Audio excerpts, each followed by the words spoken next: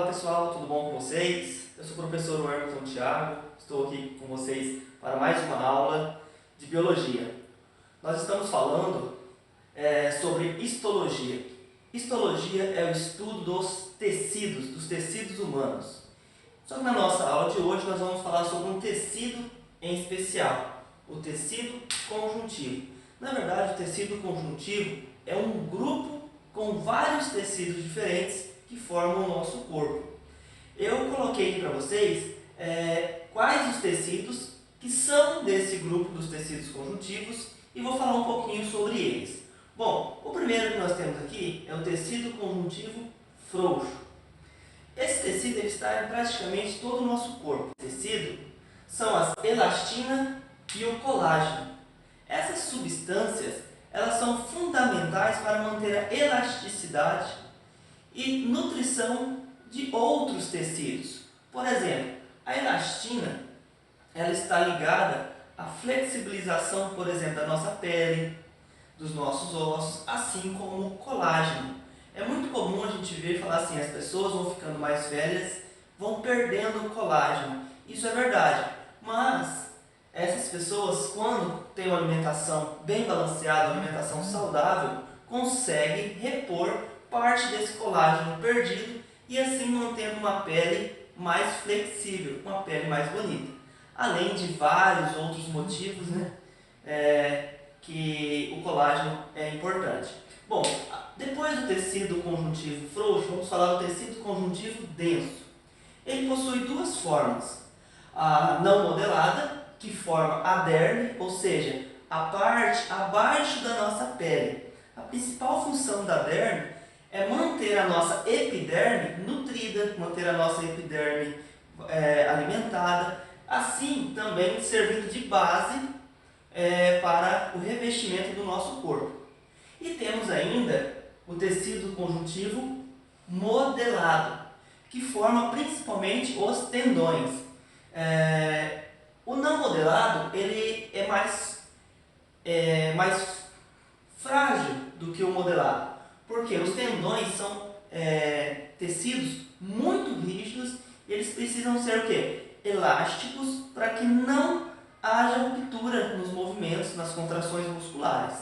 Bom, nós temos também o tecido conjuntivo adiposo. Esse tecido conjuntivo ele não é muito agradável assim, para algumas pessoas. Por quê? As células adiposas são as células de gordura.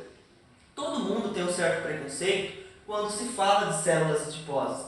Porém, as células adiposas são fundamentais para o armazenamento de gordura para o nosso corpo.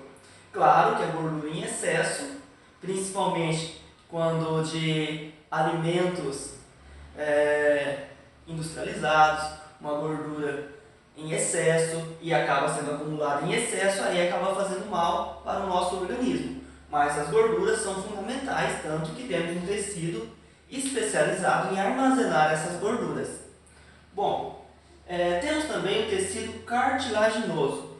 O tecido cartilaginoso é muito semelhante ao tecido ósseo, porém esse tecido ele é mais flexível, ele não é tão rígido quanto os ossos. As cartilagens elas estão presentes principalmente nas articulações, para evitar o atrito entre os ossos. Bom, o próximo tecido que nós vamos falar é o reticular, um tecido muito pouco conhecido, mas tem uma função muito importante no nosso corpo, que é a função hemocitopoética.